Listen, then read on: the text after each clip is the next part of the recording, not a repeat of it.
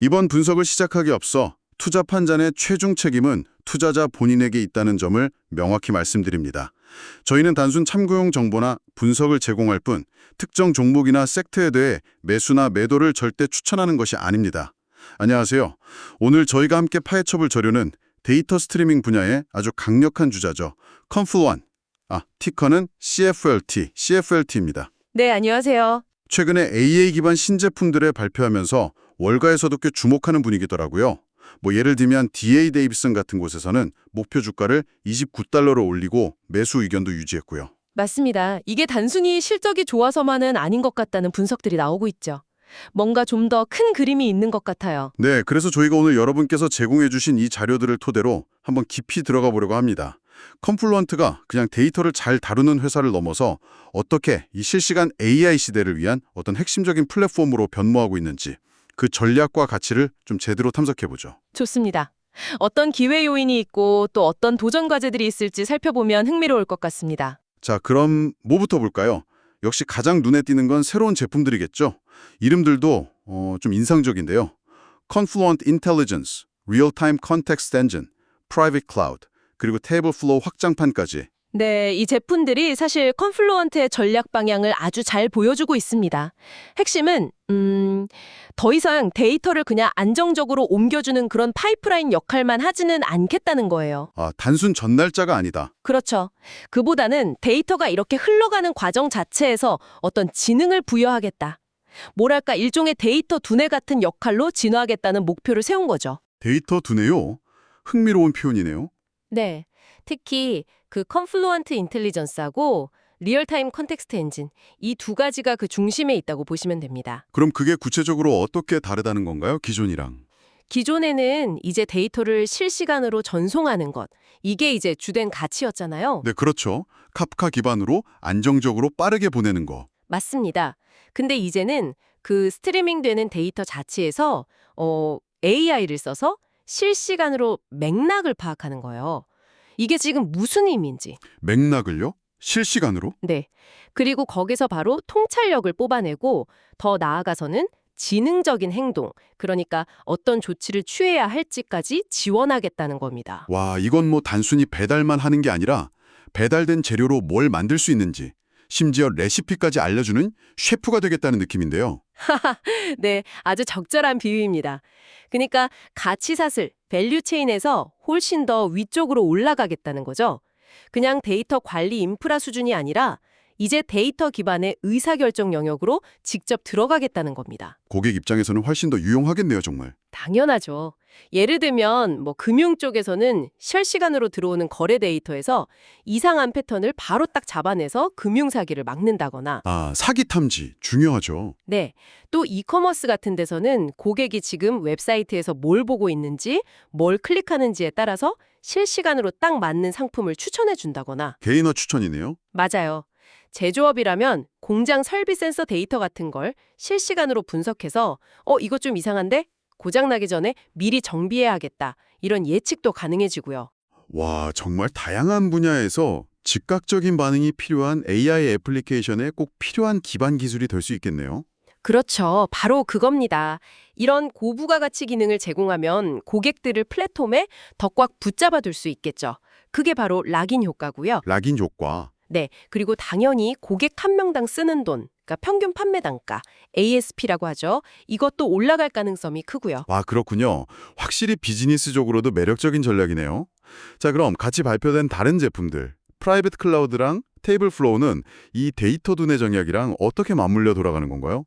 이 두 가지는 또 다른 중요한 축인데요. 하나는 시장 확대, 다른 하나는 개발자 생태계 강화. 이렇게 볼 수 있습니다. 시장 확대와 생태계 강화. 네, 먼저 프라이빗 클라우드 옵션은 그동안 좀 퍼블릭 클라우드 쓰기를 망설였던 큰 기업들을 잡기 위한 카드예요. 망설였다고요? 왜죠?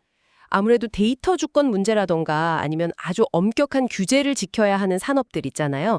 예를 들면 금융, 공공, 의료 이런 분야요. 아하, 데이터 보안이라 통제 같은 게 아주 민감한 곳들이군요. 맞습니다. 그런 곳들은 데이터를 외부 퍼블릭 클라우드에 두는 걸 좀 꺼려하거나 아예 못하는 경우도 있거든요. 근데 콤플루언트가 괜찮습니다. 여러분의 자체 데이터 센터나 프라이빗 클라우드 환경 안에서도 우리 플랫폼 쓰실 수 있어요. 이렇게 지원해주면 새로운 대형 고객들을 확보할 길이 열리는 거죠. 와, 그럼 공략할 수 있는 시장 자체가 확 커지는 거네요. 템이 넓어진다고 하죠. 정확합니다. 전체 시장 크기, 토탈 어드레서블 머켓, 템을 상당히 넓히는 효과가 있는 거죠. 테이블 플로우는 이제 기능도 확장하고 쓰기 더 편하게 개선하는 건데요. 이건 개발자 경험 향상에 초점을 맞춘 겁니다. 개발자 경험이요? 네. 예전에는 사실 아파치 카프카나 컴플루언트 플랫폼이 좀 어렵다는 인식이 있었어요. 주로 전문 데이터 엔지니어들이 다루는 영역이었죠. 그렇죠. 약간 진입장벽이 있었죠. 맞아요.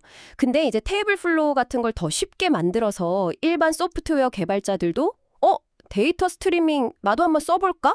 하고 쉽게 자기들 애플리케이션에 통합하고 활용할 수 있게 문턱을 낮춰주는 겁니다. 아, 개발자들이 쓰기 편해지면 그러면 이걸 기반으로 해서 정말 다양한 새로운 아이디어나 사용 사례들이 막 나올 수 있겠죠. 그렇겠네요. 그러면 그게 다시 플랫폼 자체의 가치를 높이는 선순환 구조를 만들게 됩니다.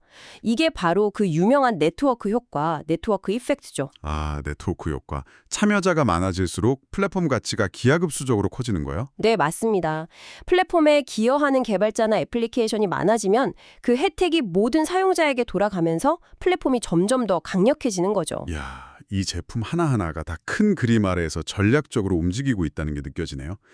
자, 그럼 제품 혁신 이야기는 이 정도로 하고 이제 시장의 평가, 숫자를 좀 봐야 할 것 같습니다. 아까 말씀드린 것처럼 DA 데비슨 같은 곳에서 목표 주가를 올리고 매수를 외치고 있는데 그 배경에 어떤 재무적인 근거들이 있을까요? 자료들을 보니까 견고한 분기 실적이랑 특히 후기 파이프라인 성장, 이걸 강조하는 것 같아요. 네, 맞습니다. 재무적인 관점에서 보면 이 두 가지가 현재와 미래를 다 보여주는 아주 중요한 신호예요. 현재와 미래요. 네, 견고한 분기 실적이라는 건 당연히 지금 비즈니스가 잘 돌아가고 있다. 고객들이 꾸준히 돈을 내고 있다는 증거죠. 이건 현재 상황을 보여주는 거고요. 그렇죠. 근데 요즘처럼 경제가 좀 불확실할 때는 당장 실적도 중요하지만 앞으로 얼마나 성장할 수 있느냐, 그 미래 성장 가시성이 더 중요해지거든요. 아, 미래에 대한 기대감? 네, 바로 여기서 후기 파이프라인 성장이 중요해지는 겁니다. 이 후기 파이프라인이라는 게 뭐냐면 영업 단계상 거의 계약 체결 직전까지 그러니까 성사될 가능성이 매우 높은 잠재 고객이나 계약 규모를 의미하는 거거든요. 거의 잡은 물고기들이 얼마나 많으냐 이런 거군요. 그렇죠. 일종의 미래 매출 예고편 같은 거죠. 근데 경제 전망이 불확실한데도 이 파이프라인이 탄탄하게 성장하고 있다. 이건 굉장히 중요한 의미를 가집니다. 어떤 의미인가요? 두 가지 정도로 볼 수 있는데요. 첫째면 기업들이 지금 비용 줄여야 한다는 압박 속에서도 이 실시간 데이터 플랫폼 구축 같은 디지털 전환 핵심 프로젝트에 대한 투자는 더 이상 미룰 수 없는 필수 과제로 보고 있다는 거예요. 약간 나이스 투 해브가 아니라 머스트 해브가 되어가고 있다는 거죠. 아, 필수 투자 항목으로 인식하고 있다. 네. 그리고 두 번째는 그런 필수 투자 영역에서 컴플루언트의 솔루션이 경쟁력을 인정받고 있다는 증거이기도 하고요. 그렇군요. 그래서 이걸 좀 더 해석해보면 컴플루언트 비즈니스가 이제 단순한 경기 민감형 IT 지출이 아니라 경기가 좀 안 좋아도 기업들이 쉽게 줄이기 어려운 그런 방어적 성장, 디펜시브 그로스 특성을 갖기 시작했을 수도 있다. 이렇게 볼 수 있는 겁니다. 와, 필수제 성격으로 변모하고 있다. 이게 상당히 흥미로운 해석인데요. 네, 기업 운영에 정말 없어서는 안 될 요소로 자리매김하고 있다는 신호일 수 있죠. 알겠습니다. 자, 그럼 이런 탄탄한 기반 위에 이번 AI 신제품 출시가 딱 얹어진 건데 이게 콘슬루언트의 가치평가, 그러니까 밸류에이션에는 구체적으로 어떤 영향을 주고 있는 건가요?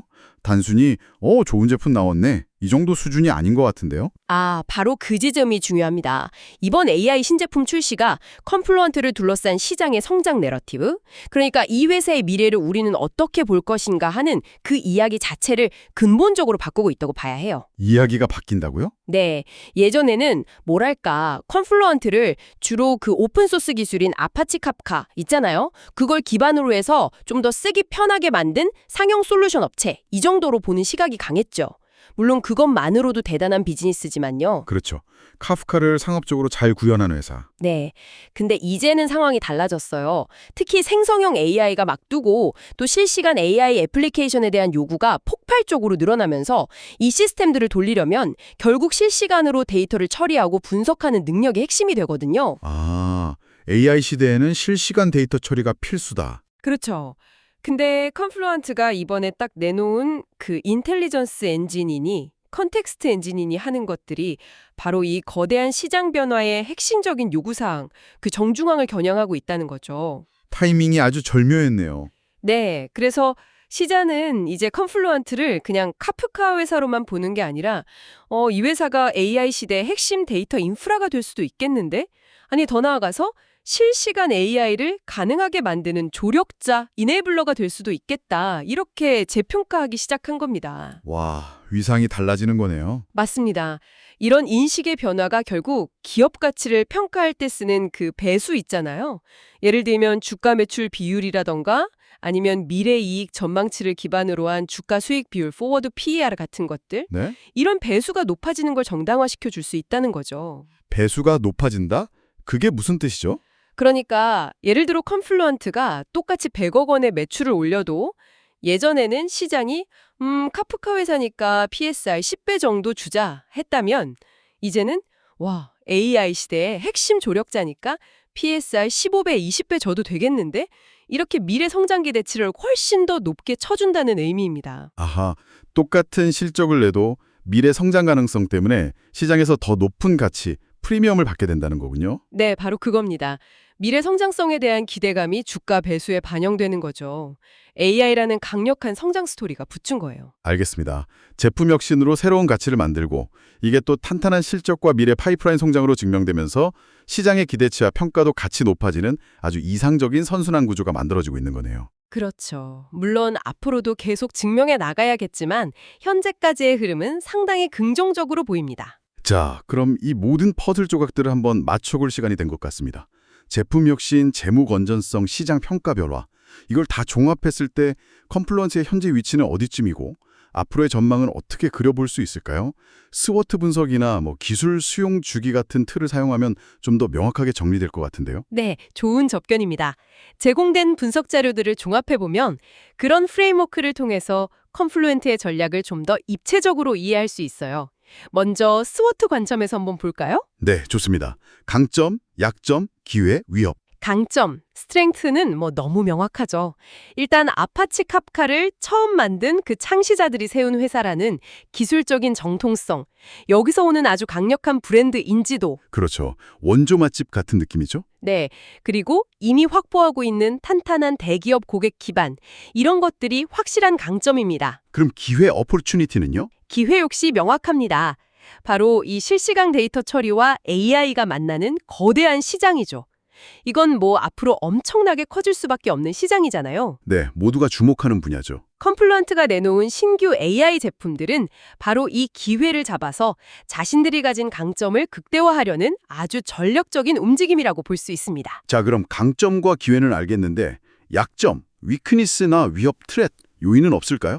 특히 경쟁이 엄청 치열할 것 같은데요, 이 분야는. 당연히 있습니다. 가장 큰 위험 요인 역시 그 거대 클라우드 기업들 AWS, 애저, GCP와의 경쟁이죠. 하이퍼스케일러들이요. 네. 이 회사들 모두 자체적으로 관리형 카프카 서비스나 비슷한 데이터 스트리밍 서비스를 제공하고 있거든요. 게다가 막대한 자본력과 자기들 클라우드 생태계를 등에 업고 아주 공격적인 가격 정책을 펼칠 수도 있고 다른 서비스랑 묶어서 팔 수도 있고요. 그렇죠. 쉽지 않은 상대들이죠. 이게 컴플루언트 입장에서는 잠재적인 약점, 위크니스로 작용할 수도 있습니다. 그러니까 특정 클라우드에 묶이기 싫어하는 고객에게는 컴플루언트의 독립성이 강점이지만 반대로 특정 클라우드 서비스와 아주 깊게 통합된 걸 선호하는 고객에게는 오히려 약점이 될 수도 있는 약간 양면성이 있는 거죠. 그렇군요. 동전의 양면 같은 거네요. 하지만 컴플루언트도 그냥 앉아서 당하고만 있진 않겠죠. 대응 전략이 있습니다. 아까 말씀드린 프라이빗 클라우드 옵션 같은 거. 이건 클라우드 기업들이 쉽게 따라하기 어려운 특정 고객층, 예를 들면 규제가 심한 산업이나 하이브리드 환경을 쓰는 고객들의 요구를 만족시켜 줄 수 있죠. 틈새 시장 공략이군요. 그렇죠. 그리고 단순히 관리형 카프카 서비스만 제공하는 게 아니라 더 깊이 있는 AI 기능을 통합해서 차별화를 꾀하는 거고요. 또 우리는 특정 클라우드에 종속되지 않는다. 여러 클라우드를 섞어 쓰거나 멀티 클라우드, 자체 데이터 센터와 클라우드를 함께 쓰는 하이브리드 클라우드 환경을 완벽하게 지원한다. 이런 유연성과 선택권을 강조하면서 경쟁 우위를 지키려고 하는 겁니다. 확실한 차별화 전략이 있네요. 네. 자, 그럼 이걸 기술 수용 주기, 테크놀로지 어댑션 라이프 사이클 관점에서 한번 볼까요? 이것도 흥미로운데요. 네, 그 제프리 모어의 캐즘 이론 같은 거 말씀이시죠? 맞습니다. 데이터 스트리밍 기술이라는 게 이제 막 초기에 새로운 기술에 열광하는 소수의 얼리 어댑터 단계를 지나서 실용적인 가치나 안정성을 더 중요하게 생각하는 다수의 기업 고객들, 그러니까 초기 다수 시장으로 넘어가려는 아주 중요한 변곡점에 와 있다고 볼 수 있어요. 주류 시장으로 넘어가기 직전이군요. 네. 근데 이 초기 다수 고객들은 기술을 도입할 때 훨씬 더 까다롭거든요. 그냥 신기하다고 쓰는 게 아니라 이게 우리 비즈니스에 정말 도움이 돼? 추가하고 테이블 플로우처럼 사용 편의성을 개선하는 이유가 바로 여기에 있습니다. 이 까다로운 초기 다수 기업들의 복잡한 요구를 만족시켜서 신기술이 주류 시장으로 넘어가기 전에 겪게 되는 그 깊은 골짜기, 캐즘을 성공적으로 건너뛰려는 전략인 거죠. 와, 캐즘을 넘기 위한 전략적 행보다 정말 흥미로운 분석입니다. 단순히 유행 따라 제품 내놓는 게 아니라 기술이 성숙해가는 단계와 시장의 요구 변화를 정확히 읽고 움직이고 있다는 거네요. 네, 그렇게 해석할 수 있습니다. 단순히 카프카 잘하는 회사를 넘어서서 시대의 흐름을 주도하려는 의지를 보여주고 있는 거죠. 그럼 이제 정말 최종적으로 한번 정리해보죠. 이 모든 걸 종합했을 때 컴플루언트의 현재와 미래는 어떤 그림으로 요약될 수 있을까요?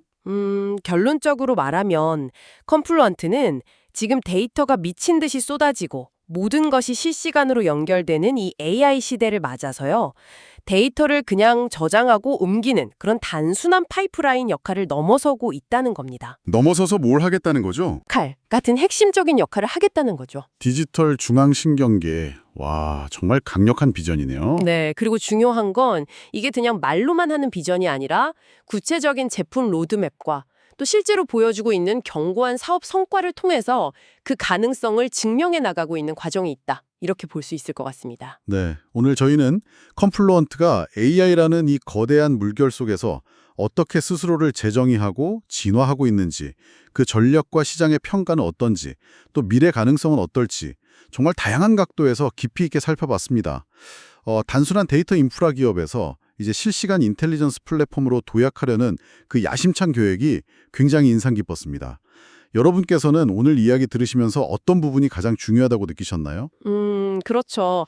단기적인 주가 움직임이나 시장의 여러 가지 잡음들 너머에서 컴플루언트가 장기적으로 구축하려고 하는 그 기술적인 해자, 모트와 또 확장 가능한 비즈니스 모델은 분명히 계속 주목할 만한 가치가 있다고 생각합니다. 근데 여기서 한 걸음 더 나아가서 이런 질문을 던져볼 수도 있을 것 같아요. 어떤 질문이죠? 만약 컴플루언트가 정말로 여러 산업 분야에 걸쳐서 기업들의 그 디지털 중앙 신경계 역할을 성공적으로 해내게 된다면 이게 단순히 개별 기업의 효율성을 높이는 걸 넘어서서 산업 전체의 어떤 경쟁 구도나 혁신의 속도에는 궁극적으로 어떤 변화, 어떤 파급 효과를 가져오게 될까요? 와, 그건 정말 거시적인 질문이네요. 산업 구조 자체에 미칠 영향이라. 네.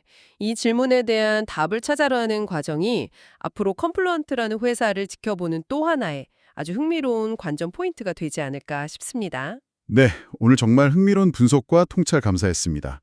마지막으로 저희는 항상 드리는 말씀 있죠. 다시 한번 말씀드리지만 투자 판단의 최종 책임은 투자자 본인에게 있다는 점을 명확히 말씀드립니다. 저희는 단순 참고용 정보나 분석을 제공할 뿐 특정 종목이나 섹터에 대해 매수나 매도를 절대 추천하는 것이 아닙니다. 항상 여러분의 성공 투자를 기원합니다. 내용이 좋으셨다면 구독, 좋아요 부탁합니다.